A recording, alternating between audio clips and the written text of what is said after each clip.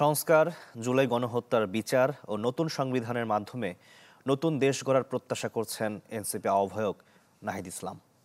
মৌলভীবাজারে জুলাই পদযাত্রার পথসভায় তিনি বলেন, ছাত্র জনতার আন্দোলনে নস্যাৎ হয়েছে মুজিববাদ প্রতিষ্ঠার চক্রান্ত। মৌলভীবাজারের প্রেস ক্লাব পয়েন্ট থেকে শুরু হয় এনসিপির জুলাই পদযাত্রা। পরে শাহ মোস্তফা সড়কে হয় পথসভা। এতে আওয়ামী লীগের সমালোচনা করেন জাতীয় নাগরিক পার্টির আহ্বায়ক। বলেন, সংস্কার, জুলাই হত্যার বিচার ও নতুন সংবিধানের মাধ্যমে গড়ে তোলা হবে নতুন দেশ।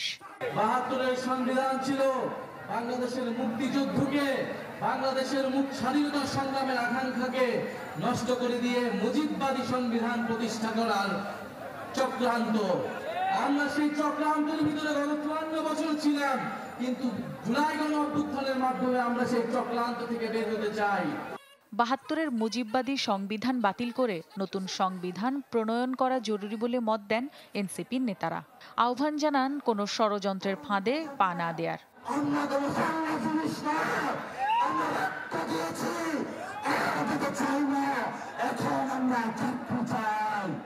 যে আকাঙ্ক্ষা থেকে আমাদের ভাইরা জীবন দিয়েছিল জাতীয় নাগরিক পার্টি, সেই আকাঙ্ক্ষা পূরণ না হওয়া পর্যন্ত আমরা রাজপথ থেকে ঘরে ফিরে যাব না।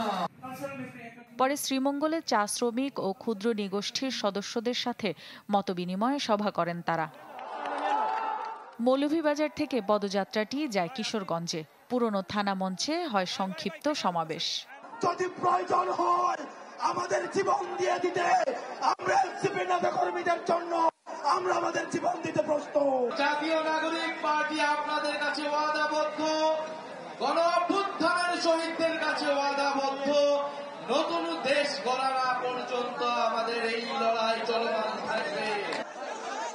সমাবেশ শেষে জেলা সার্কিট হাউসে জুলাই যোদ্ধা ও শহীদ পরিবারের সাথে দেখা করেন এনসিপির নেতারা। রওশন আরা তানিয়া, চ্যানেল 24।